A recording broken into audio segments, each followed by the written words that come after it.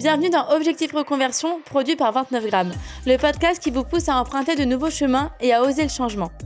Vous découvrirez des personnes au parcours varié, chacune avec son lot d'épreuves et de succès.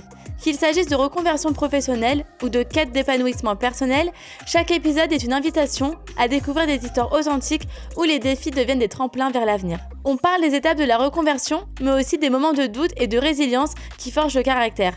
Mon but, tout simplement, c'est de vous encourager à avancer, à demander de l'aide sans honte et à croire en votre potentiel. Objectif Reconversion, c'est aussi un centre de formation dédié à votre réussite. Nous proposons des bilans de compétences sur mesure, des formations dans différents domaines et une offre de coaching adaptée à vos aspirations. Ensemble, ouvrons la voie à un futur où vos ambitions prennent vie. Écoutons, apprenons et transformons nos vies ensemble. Aujourd'hui, j'ai le plaisir de recevoir Alice Derieux. Donc, bienvenue. Merci de me recevoir. Avec grand plaisir. Avant de démarrer notre échange, j'aimerais te poser une petite question. Comment tu définirais ton parcours aujourd'hui, on va dire, en un seul mot ? En fait, je pense que je dirais présent, mais dans plusieurs sens différents. En fait, c'est-à-dire présent parce que c'est un truc qui t'accompagne tout du long. Puisqu'en fait, un parcours, c'est juste ta vie quoi, qui se déroule. Et en même temps, toujours présent avec soi parce que c'est quelque chose qui tout ce que je peux faire m'accompagne tous les jours. D'accord. Donc, je dirais ça pour l'instant. Ouais. Ok, on me l'avait jamais dit celle-là, donc c'est intéressant. Et comment t'étais toi quand tu étais plus jeune, enfin enfant, t'étais quel genre d'enfant à l'école et à la maison ? J'étais vraiment très timide, je parlais pas beaucoup. Je suis toujours très timide, mais je parle beaucoup. Wow. J'étais vraiment beaucoup dans l'observation, tu vois, de tout le monde qui m'entourait, mais sans vraiment commenter à haute voix. J'étais vraiment très, très silencieuse. Je m'intéressais à plein de choses. Je sais pas, j'avais déjà plein de collections. En fait, j'étais très, très collectionneuse des choses, des noms de papillons ou d'insectes, ou va passer d'un domaine comme ça d'observation à un autre. Et puis après, en grandissant, j'étais un petit peu quand même assez, on va dire, clown, tu vois. Okay. Et voilà, et maintenant, je pense que j'ai toujours un petit peu gardé ces deux aspects d'enfance, quoi. D'accord. Et alors justement, donc tu étais assez timide, assez posée, voilà, tu t'intéressais à beaucoup de choses. Quand tu es arrivée du coup au lycée, est-ce que tu savais déjà un petit peu ce que tu voulais faire dans la vie ou pas forcément ? En fait, depuis que j'étais petite, j'aimais vraiment tout ce qui était artistique. Puis j'ai commencé aussi beaucoup à dessiner et à peindre quand j'avais 14-15 ans. Et déjà, j'écrivais aussi des choses... maintenant, j'ai relu forcément. Quand t'as 14 ans et que t'écris des choses, c'est terrible de se relire derrière, mais je me dirais pareil quand j'en aurai 40. Vraiment, bref. Et j'avais toujours vraiment un attrait pour le théâtre, mais c'est vrai qu'il y a un moment dans ma vie, quand j'étais au lycée, j'étais tellement timide, justement, je parlais tellement pas que je ne passais pas le pas pour aller dans l'option théâtre du lycée. Ça fait peur quand on est timide. Oui. C'est vrai. Et finalement, j'ai une super amie qui m'a poussée à passer la porte. Et puis après, j'ai dit, ok, très bien. Là, je sais qu'après le lycée, je fais ça et je ferai que ça, quoi, et rien d'autre. Ah ouais, t'étais sûre de toi, tu savais vraiment que c'était du théâtre. Ah oui, en fait, il n'y avait pas d'autre option possible. Vraiment, c'était... Et c'est toujours le cas maintenant. Parce que parfois, quand j'en parle avec des personnes qui ne sont pas forcément... Parce que j'ai beaucoup d'amis comédiens, tu vois, ou artistes. Ouais. Mais j'en ai d'autres qui sont complètement hors de ce domaine et qui disent, mais comment vous faites pour garder le cap, pour pas avoir peur tout le temps du côté inconstant ? Et je leur réponds, franchement, il n'y a aucun courage là-dedans. C'est juste qu'il y a l'impossibilité de faire autrement. C'est pas possible. Moi, je peux vraiment pas... si je fais autre chose, ma vie s'arrête, quoi. Je pense vraiment sincèrement. Oui, parce que tu es pleinement épanouie dans ce que tu fais. Oui, mais même les moments, tu vois, parce que ça pas toujours... quand t'es comédien, c'est toujours assez compliqué parce que tu passes par des moments là où t'as des activités pendant un mois. Tout le monde se décide à te mettre toutes les tournages, les répétitions, enfin tout ce que tu veux. Et après, pendant 2 mois derrière, tu peux avoir une sorte de vide, de plat. Et c'est pas facile à gérer ces montagnes russes. Mais justement, tu fais comment pour les gérer, ces montagnes russes ? Quand t'as des moments plus difficiles, plus calmes, on va dire ? En fait... en tout cas, je me donne la chance et j'ai la chance d'être comme ça, c'est qu'à côté, je suis toujours dans la création, même quand c'est en secret, parce que j'écris tout le temps, je prends plein de notes, j'écris vraiment plein de choses différentes. Je pense que depuis que je suis au lycée, enfin un petit peu après quand même, depuis plutôt l'école de théâtre, je pense que j'ai écrit au moins une 10aine de pièces de théâtre. Je pense que j'ai écrit l'équivalent d'un bon gros recueil de poésie, des textes. Puis il y a beaucoup de peinture aussi que je fais. Et du coup, j'ai jamais eu le temps d'être dans le vide. Même si, bien sûr, c'est dans l'obscurité parce que personne ne le voit, tout ça. Ouais, Mais ça veut pas dire que ça travaille pas. Et ça veut pas dire que ça va pas ressortir à un moment. oui, Et ça, faut vraiment l'accepter, que tout ce qu'on fait, c'est pas forcément à montrer. ouais. Et un jour, ça ressortira, ça c'est sûr. Enfin, je pense sincèrement en tout cas. Bah, c'est bien, au moins t'es persévérante et optimiste, donc ça c'est des atouts qu'un artiste devrait avoir, parce que c'est vrai qu'au quotidien ça doit pas être facile, parce que oui, c'est vrai qu'il y a des mois où vous pouvez être très haut et des bas et des mois un peu plus calmes. Mm. Ok, et donc quand tu disais que tu faisais de la peinture, tu écris des pièces de théâtre, de la poésie, t'es aussi actrice, si je dis pas de bêtises. Oui. T'as tourné aussi dans des films. Bah, en fait, comédienne et actrice, je pense que c'est à peu près la même chose. Parfois, Ouais. on fait un peu la différence en disant comédienne de théâtre, actrice de cinéma, mais finalement, c'est pas, c'est pas le même jeu. Ouais. Il y a forcément une adaptation entre les deux. Tu joues pas du tout pareil devant une caméra et sur une scène de théâtre. Mais l'origine de là où ça part, bah, c'est la même chose, quoi. Mhm. Donc, actrice ou comédienne, moi, tu peux dire les deux. Bon, bah, les deux, du Ouais. coup. Comment tu fais pour justement jongler entre tous, même si c'est c'est des métiers artistiques, attention, c'est le même domaine, mais c'est quand même des métiers différents aujourd'hui. Enfin, c'est un rôle différent, etc. Comment tu fais pour arriver à faire tout en même temps? Enfin, tout ça, comment tu fais? Alors, c'est jamais effectivement tout en même temps. En Ouais. général, je me concentre sur quelque chose pendant un moment, et puis après, soit quand on rencontre l'ennui par le monotone, Ouais. là, je suis obligée de basculer sur une autre couleur sur ma palette.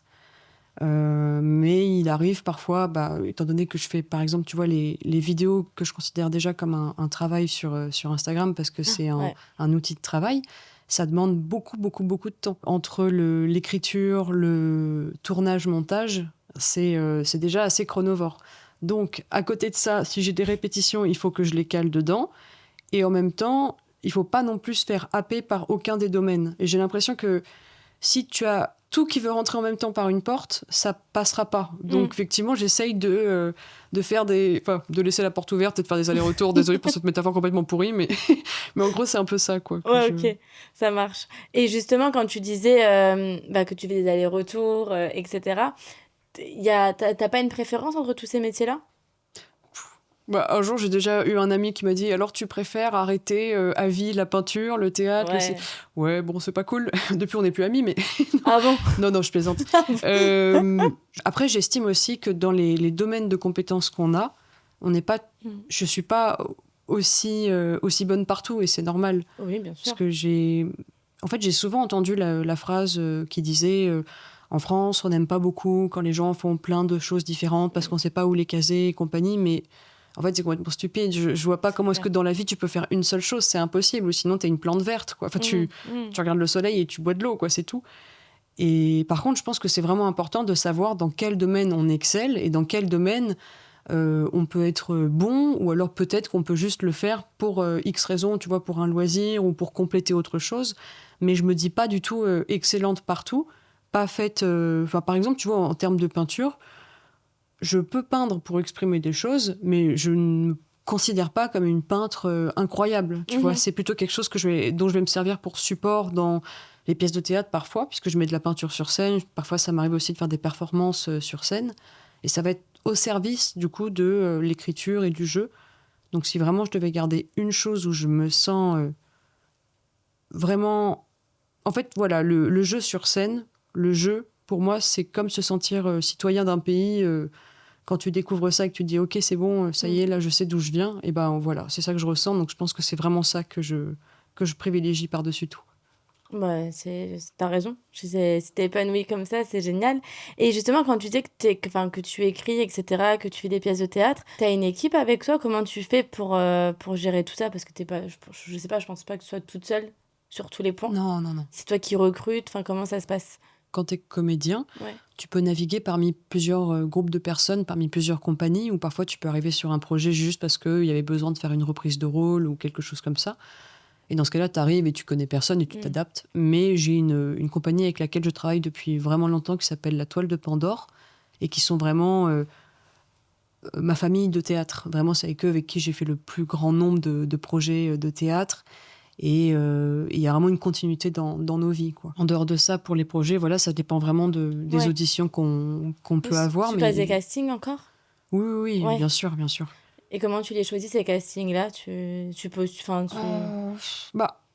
je fais attention forcément au profil qui est demandé parce que c'est toujours assez précis et c'est vraiment très important de ne pas postuler Bien si sûr. on te demande une grand-mère de 80 ans et que tu arrives. Oui, effectivement, puis ça énerve pas mal. Enfin, ça les agace forcément, les professionnels, puisqu'ils perdent du temps et ils n'en ont pas beaucoup. Mais écoute, quand ça me correspond, maintenant, ça passe beaucoup par des self-tapes, par des vidéos que tu envoies de toi, là où tu dois jouer le jeu. Ah, Ça, c'est sympa, vraiment... depuis le Covid, c'est devenu quasiment automatique d'envoyer une self-tape et tu rencontres après, dans un deuxième temps, D'accord. en réalité, les personnes. D'un côté, c'est pas mal parce que ça te laisse l'occasion de refaire pas mal de fois et puis d'essayer plein de choses, même si du coup ça peut être un peu traître parce que tu peux faire 50 prises pour 3 phrases. Bon, voilà, ça peut être un peu terrible. C'est un exercice très particulier, quoi, d'être. Ouais, j'imagine. En plus, toi qui nous dis que tu es quand même extrêmement timide, comment t'as vaincu ça? Parce qu'en fait, je rencontre. Je l'ai pas vaincu. Ouais, mais quand même, tu vaincu. sautes le pas. C'est courageux, en quelque sorte. Moi, par exemple, on ne dirait pas, mais je suis très timide. Je me verrais pas aller sur une pièce de théâtre devant tout le monde et faire un spectacle. Ah, mais c'est pas moi. C'est pas difficile parce que c'est pas moi, tu vois. Ouais, c'est un personnage. C'est moi qui tire les ficelles, mais c'est comme si j'étais en tout petit à l'intérieur, tu vois, et je pilote l'appareil, mais je suis en toute protection. Je prends aucun risque. Je sais pas comment expliquer ça. Tu prends beaucoup de recul en fait par rapport à. Ça, c'est génial. J'ai plus de mal à appeler pour prendre un rendez-vous, tu vois, que de jouer une scène terrible sur scène. Enfin. Parce que tu prends du recul, quoi, tout simplement. D'accord, ok. Ça, c'est cool. Et donc, tu fais des pièces de théâtre, etc. J'ai vu aussi que tu faisais beaucoup de vidéos sur Instagram où tu joues différents personnages. Déjà, pourquoi ces personnages? Comment te viennent les idées de ces différents rôles que tu peux jouer en vidéo? Alors, en fait, j'ai commencé il y a à peu près 2 ans et demi avec la création du personnage d'Annie Chakra, qui est chamane, HPA au potentiel astral, naturopathe sans gluten, qui est complètement une caricature de tout ce qu'on peut trouver comme bien-être actuel, développement personnel et compagnie. Donc c'est une caricature, donc forcément ça va assez loin. Et en général, ce qui est rigolo, c'est que j'ai plein de personnes dans ces domaines-là qui viennent m'envoyer des messages pour dire « Ah, c'est vachement drôle » et ils ont plein d'autodérision et personne ne l'a jamais pris comme une injure et tout. Donc je me dis « Ok, ça c'est vraiment mission réussie ».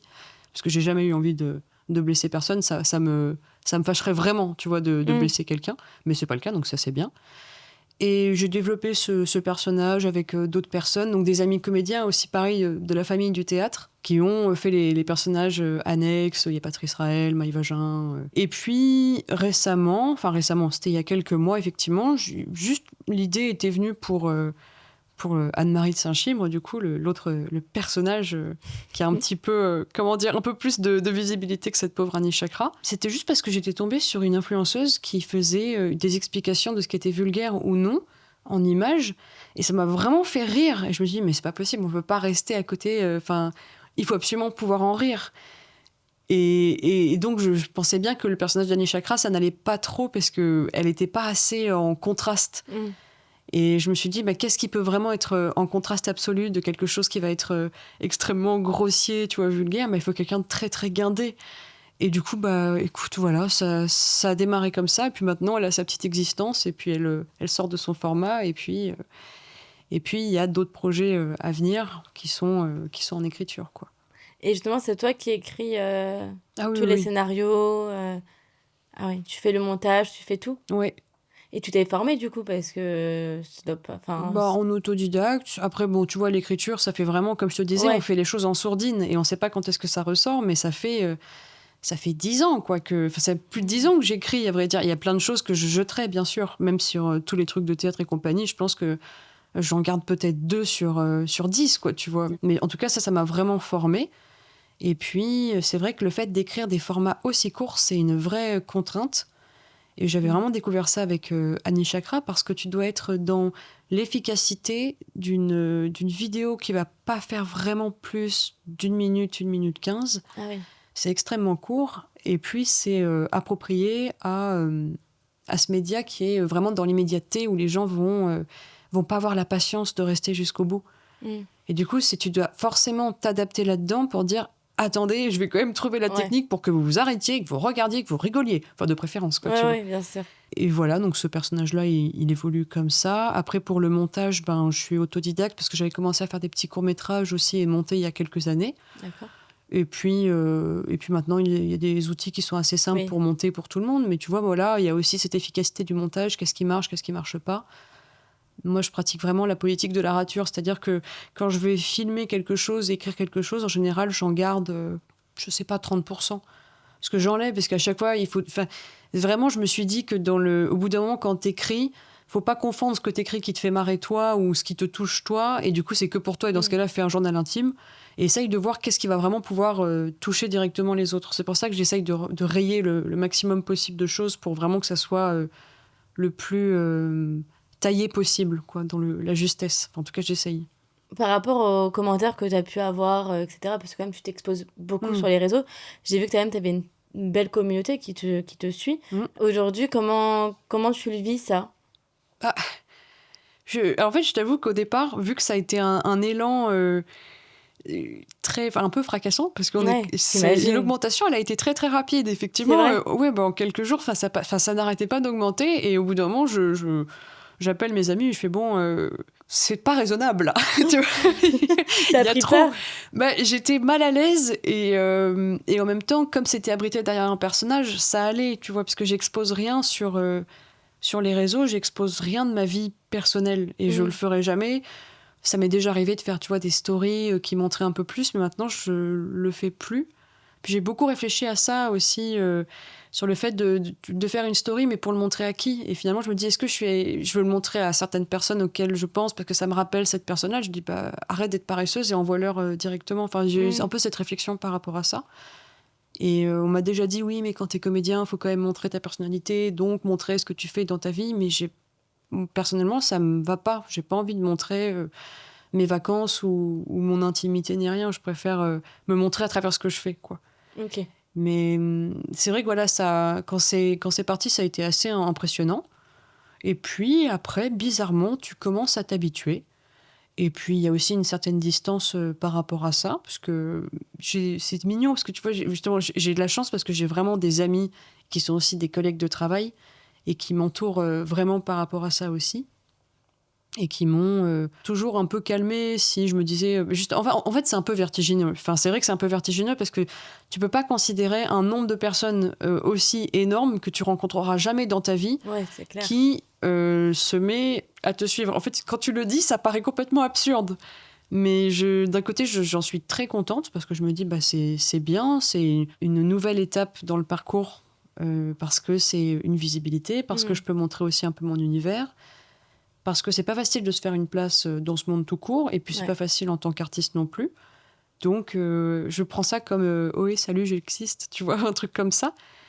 Mais sinon, je le prends pas au sérieux. Voilà, je suis juste contente et reconnaissante de ce que je peux recevoir. Tu vérifies pas combien d'abonnés tu prends, l'algorithme. Je peux voir quand même. Je vais pas mentir. Je vois l'évolution et je peux regarder quelle vidéo marche mieux, quelle vidéo marche moins bien. Ah, pourquoi comment ajuster ça. Et puis il y a des publics différents aussi, je me rends compte, il y a des gens qui viennent pour telle ou telle chose. Tout ce que j'ai reçu pour l'instant, l'essentiel, j'ai de la chance parce que j'ai pas eu énormément de commentaires méchants ou de messages horribles, à part 3 sugar daddy qui me disaient écoute, si tu me donnes ton numéro, je saute dans un avion et on dîne ensemble ce soir. Enfin, tu vois. Après, ça, c'est juste il y en a forcément, il y a ça, un c'est pour petit tout le monde. Pourcentage, Mais ça me fait rire. Après, les gens, en général, ils sont vraiment très gentils. Je reçois beaucoup de messages vraiment très, très gentils. Parfois, c'est juste touchant, parce qu'il y a vraiment des messages qui sont assez longs, assez élaborés. C'est motivant pour la suite. Oui, c'est ça. Ça te booste. Oui, j'aime bien. Je sauve pas des vies, mais si je peux faire rire 2-3 personnes et que tu reçois, j'avais pas le moral et tu m'as fait rire, voilà. Écoute, c'est ce que je peux faire. C'est déjà énorme, hein. Et puis, les quelques... Vraiment, les commentaires méchants qui sont là, il y en a vraiment très très peu. Et surtout, comment dire, tu sais que ce genre de personnes, elles sont vraiment pas bien, quoi, pour prendre le temps de faire ça. Qu'est-ce que tu veux que je te dise? Enfin, tu peux pas les sauver, donc il y a rien à faire. Si vraiment c'est trop ordurier, je prends la peine de le supprimer. Mais si c'est vraiment un truc pour dire oui, c'est nul, enfin, il n'y a pas de souci. Il n'y a pas de souci, vraiment. Ça va pas changer ma vie, quoi. Voilà. Oui, ça t'atteint pas. Bah, non, je pense que j'ai pas encore reçu. Mais attends, ça veut pas dire que ça peut pas arriver et que je Bien reçoive un sûr, truc oui. horrible. Non, puis je te le souhaite pas. Non, non, c'est sûr. Mais Surtout pas. Non, parce que je me dis quand même que t'as quand même des milliers qui te suivent. La critique, c'est facile, surtout derrière un écran. Je me dis, si une personne, elle est sensible, ça peut peut-être la toucher et Bien du sûr. coup impacter son travail, en fait, tout Bien simplement. sûr. Mais je pense que ça peut arriver. Mais encore une fois, tu l'as dit, ils sont derrière leur écran et tu sais très bien, mais pertinemment, que jamais dans la vie, ils viendraient te dire ça. Le problème, c'est qu'on a créé un défouloir collectif là-dedans, avec une espèce de violence qui s'est condensée dans ces endroits-là. Et bon, bah, c'est terrible, par exemple, pour les enfants qui sont dessus et tu vois bien les résultats derrière. C'est clair. D'ailleurs, j'ai fait pas mal de... Enfin, j'ai fait justement quelques vidéos là-dessus dans le format urgence-élégance, un peu axé sur ces thèmes-là aussi, parce que même si, ok, ce sont des vidéos humoristiques, mais ça veut pas dire que tu peux pas y placer des choses que tu penses, et notamment là-dessus sur le harcèlement, quoi, sur ça qui est complètement mais absurde quand tu y penses, mais de te dire, une personne qui va prendre le temps, mais qu'est-ce qu'elle fait de sa vie, quoi? Elle passe à côté de sa vie et elle fait ça, enfin, je comprends pas, ça lui rend même pas service à cette personne, enfin, je trouve que c'est super triste, en fait, voilà. Tu as relevé un point qui, moi, m'intéresse. C'est que tu disais que, justement, pour faire sa place dans ce milieu-là, c'est compliqué. Parce qu'il y a beaucoup peut-être de demandes, il faut se faire connaître. Pour toi, qu'est-ce qui a fait la différence, tu penses? Et quels conseils tu pourrais donner à ceux qui souhaiteraient, par exemple, faire ton métier aujourd'hui, mais qui n'osent peut-être pas? Alors, je sais pas trop si je peux me sentir légitime pour donner des conseils, vraiment. Je peux juste te dire qu'est-ce qui a marché pour moi. Puisque je suis vraiment... Justement, quand tu poses la question du parcours, d'un côté, c'est pareil. J'ai l'impression que le parcours, cette question-là, tu peux y répondre que après 40 ans de carrière, 40 ans de vie. Enfin, je sais pas. Mais bon, c'est bien de faire des petits points de temps à autre quand même. Ce qui est... Pour les comédiens, en tout cas, quand tu sors de l'école de théâtre, en tout cas de la mienne, derrière, tu es tout seul, t'as pas de suivi, et tu peux vraiment tomber sur des mauvaises personnes. Et le problème, c'est que quand t'es artiste en général et comédien, t'as l'impression que tu dois dire oui à tout et que t'es prêt à tout pour justement aller jouer, tourner et compagnie. Et c'est là qu'il faut vraiment faire attention, parce qu'il y a beaucoup de personnes mal intentionnées, malheureusement. Il faut vraiment pas avoir peur de suivre son instinct, justement, par rapport à ça. De poser ses limites aussi. On a le droit... c'est quand même un des seuls métiers là où on te propose constamment des tournages pas payés, tu vois. Enfin, c'est... Ouais, c'est fou, ça. C'est quand même assez étonnant. Alors, je comprends que quand tu es entre amis, que tu fais ton projet, que vous avez une optique ensemble de faire un festival ou un truc comme ça, et que c'est un travail d'équipe, oui, je comprends ce côté-là. Et puis, en même temps, faut bien commencer par avoir des images, faire ta bande démo. Donc, c'est tout à fait louable de faire des courts-métrages étudiants qui ne sont pas payés. Mais après, quand tu passes dans d'autres échelons et que tu vois que tu es respecté comme un moins que rien, c'est quand même assez difficile, quoi. Un comédien, c'est un vrai métier, c'est un vrai travail. C'est un travail constant. C'est pas une fiction, quoi. C'est la réalité. Et il faut vraiment bien s'entourer aussi quand tu sors de ton école de théâtre, de cinéma, de ta formation. T'avais fait quoi comme école? J'avais oublié de te demander. Moi, j'ai fait les cours Simon. D'accord, ok. Et il faut vraiment, vraiment trouver sa famille. Parce que tout seul, on n'y arrivera pas.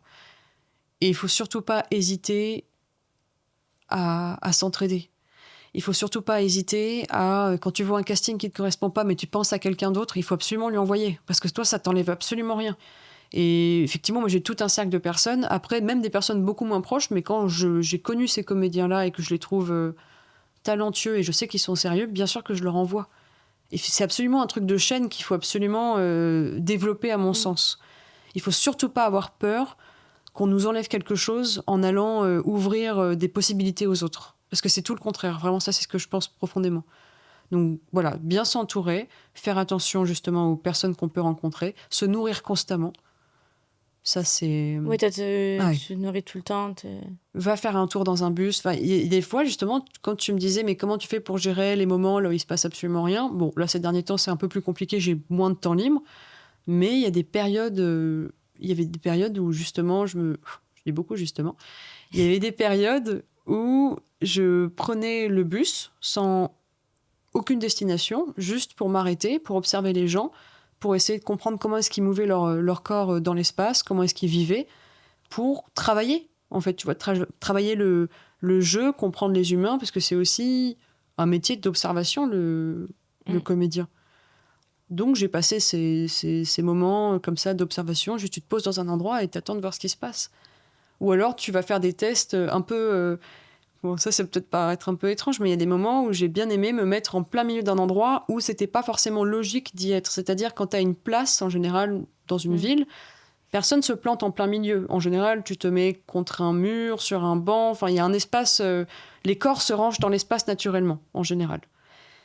Bah, tu te poses dans un endroit là où tu devrais pas être. Où est-ce que je devrais pas être? Et tu observes un petit peu les gens autour de toi, comment est-ce qu'ils le prennent. Et encore une fois, ça nourrit ton jeu, ça nourrit tout. Et c'est aussi une expérience pas mal pour désensibiliser justement la timidité et la peur que tu peux avoir de t'exposer toi. Parce que c'est toi le truc, c'est ça. C'est que t'es ton outil, t'es ta matière, t'es... C'est ça que je disais que quand même, je trouvais ça hyper courageux, quand même si c'est un personnage, quand on est timide, de se montrer en vidéo, faire des pièces de théâtre, enfin se mettre sur le devant de la scène, ça doit pas être facile non plus tous les jours. Enfin, moi, d'un point de vue extérieur, je me dis, moi, je sais que je pense que je pourrais pas faire ça, quoi.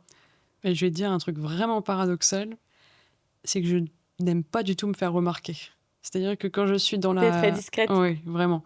Ouais. Tu vois, d'ailleurs, là, je suis habillée en noir. Je suis pas souvent en couleur extrêmement flashy. Et j'ai pas forcément envie trop qu'on me remarque dans l'espace public, en général. Mais j'aime bien, par contre, capter l'attention quand je suis en train de faire mon travail, quand je suis sur scène, quand je suis en train de tourner une vidéo, quand je fais un film. Enfin, là, dans ce que je crée, je souhaiterais avoir toute l'attention du monde, mais en dehors de ça, je veux surtout pas qu'on me regarde, quoi. C'est donc en fait, t'es deux Alice différentes dans la vie perso et dans la vie professionnelle, quoi. Oui. J'espère qu'il y a un pont entre les deux, parce que sinon, déjà qu'avec les personnages, on me dit oui, mais t'as combien de personnalités? Non, mais il y a forcément un pont entre les deux. Mais bah, quand je suis avec mes amis, forcément, ça peut partir dans des soirées qu'on passe à rire, à faire des surenchères et à se prévoir des blagues souvent. J'adore avec certains amis que j'ai, on se prévoit des blagues et on peut s'appeler juste parce qu'on a réservé une blague pour cette personne ou arriver avec un... Bref. Non, je vais peut-être pas rentrer dans ces blagues parce que vraiment, là, ça va peut-être tuer un peu mon charisme, je crois. Et t'as eu le soutien de tes proches quand t'as voulu partir dans ce domaine-là? Ils ont pas pris peur? Comment... J'ai pas eu de soutien monumental, mais j'ai personne qui m'a dit ne fais pas ça. Donc c'était plutôt écoute, on va regarder ce que ça donne, fais ce que tu as à faire et puis on observera. Donc tu vois, c'était quand même assez un terrain t'étais assez libre. Voilà, c'est ça. J'ai pas eu en tout cas d'objection terrible ni rien, ce qui peut être beaucoup plus difficile. Donc et maintenant ils sont assez plus le temps passe et plus je pense qu'ils sont contents. Enfin, je crois. Je pense, oui. Oui, je sais pas. Et tu te vois, parce que voilà, il te reste encore pas mal d'années à travailler. Je crois que t'allais dire à vivre au départ. À vivre aussi, oui. Mais... tu te vois rester dans le même domaine d'activité artistique, justement? Oui. Ouais. Ah ouais, tu vois. C'est pas une question. Ah ouais, c'est... D'accord, ouais, c'est beau. Peut-être qu'il y aura d'autres choses qui vont s'ajouter. Mais c'est sûr que mon souhait le plus cher, et c'est pour ça au départ que j'ai voulu créer cette possibilité de visibilité sur les réseaux, mais surtout sur Instagram, parce que c'est vraiment ça qui peut concerner plus les professionnels, c'est vraiment de pouvoir de tourner un maximum, de jouer un maximum, et de faire que ça. Enfin, tu vois, je demande que ça. Et donc, ça m'ira très très bien si ça continue comme ça, et puis s'il y a d'autres choses qui se rajoutent, on verra bien, artistiquement. Alors, tout à l'heure, tu nous disais aussi que tu avais des projets. Alors, je sais pas si tu peux en parler. Enfin, voilà, c'est sur quoi? Est-ce que tu peux nous en dire un petit peu plus? Je peux en dire un petit peu plus, mais pas vraiment beaucoup plus. Okay. C'est-à-dire que ce sont 2 projets liés à l'écriture, artistique toujours, et qui auront 2 supports très différents. Mais pour l'instant, j'ai pas trop envie de... Et c'est pour 2026? Ça serait, oui, pour 2026. Les 2 projets distincts. Ok, donc c'est ça qui prend beaucoup de temps. Actuellement, oui. Ouais, c'est ça. Oui. Et t'arrives à faire des coupures, du coup, entre ta vie pro et ta vie perso? J'ai beaucoup de mal à couper. Ouais. Parce que quand je suis dans quelque chose, je peux vraiment être complètement... je suis très, très obsessionnelle par les choses que je fais. Et quand je suis dans quelque chose, j'ai vraiment besoin qu'on me dise « Bon, écoute, Alice, là, maintenant, tu vas sortir prendre l'air. » Mais après, je fais beaucoup de sport aussi pour justement me forcer à faire des vraies coupures et aussi parce que c'est super nécessaire. D'ailleurs, ça, c'est vraiment important quand tu es artiste aussi pour supporter. Tu dois vraiment avoir un corps très en forme pour supporter le monde, les murs que tu peux te prendre et aussi les émotions positives. Je trouve que quand d'un coup t'éclates de joie, je trouve que c'est... Ok, ça va être un peu bizarre ce que je vais dire, mais c'est aussi difficile à digérer que quand tu vas être complètement dévasté parce que t'as été refusé à un casting. Je trouve que c'est... Même si tu préfères éclater de joie, mais c'est l'intensité. Personnellement, j'ai besoin de digérer en la faisant passer vraiment dans le corps et du coup en allant courir ou nager ou des choses comme ça, quoi. C'est vrai que le sport, je pense que c'est un bon moyen d'évacuer la pression, les émotions, etc. Mais quand tu es en vacances, tu arrives quand même à couper, non? Non, t'écris quand même. Non, j'écris quand même, vraiment. Ouais, ça te tue Ça, c'est partout, sûr. en fait. Ah oui. En fait, c'est un peu un métier passion. Bah, je dirais plutôt que ma passion, c'est mon métier. Ok, bon, bah, en quelque sorte, ouais, ça veut dire un peu la même chose, Oui. mais ok, ça marche. Et du coup, qu'est-ce qu'on pourrait nous te souhaiter pour la suite, justement, pour les années à venir, etc. Beaucoup, beaucoup, beaucoup de travail, Ouais. beaucoup de création, beaucoup de tournage, beaucoup de scènes et beaucoup de rire aussi, je pense. Bon, bah écoute, c'est tout ce que je te souhaite. Je te souhaite beaucoup de succès, Merci du coup, beaucoup. pour la suite, et puis je te suivrai de très près. Merci beaucoup. Merci à toi. Merci d'avoir écouté cet épisode d'Objectif Reconversion. J'espère qu'il vous a inspiré et motivé à explorer de nouvelles possibilités dans votre propre parcours. N'oubliez pas que le changement commence par un premier pas et que chaque petite victoire vous rapproche de votre objectif. N'hésitez pas à vous abonner, à donner votre avis et à partager ce podcast avec votre entourage. Pour en savoir plus sur nos bilans de compétences, formations et services de coaching, rendez-vous directement sur notre site internet ou alors sur nos réseaux sociaux. On se retrouve bientôt pour un nouvel épisode d'Objectif Reconversion. Mais en attendant, osez et croyez en votre potentiel.